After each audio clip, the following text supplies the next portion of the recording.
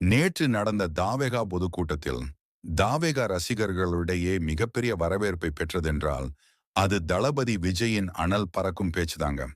ஈரோட்டில் பேசியதை அடுத்து நேற்று பேசிய விஜய் மிகவும் ஆக்ரோஷமாகவும் பேசியிருந்தால் அது மக்களிடையே மிகப்பெரிய ஒரு தாக்கத்தை ஏற்படுத்தியுள்ளது.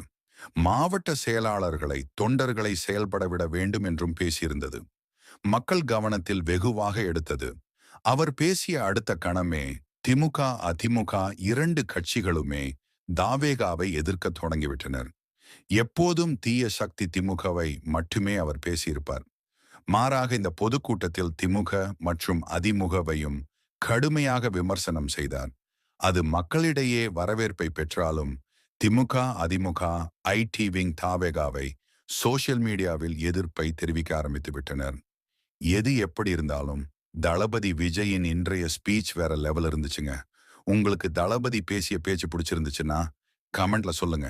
நீங்க தாபேகா ரசிகரா இருந்தா மறக்காம நம்ம சேனலை சப்ஸ்கிரைப் பண்ணிட்டு பாருங்க.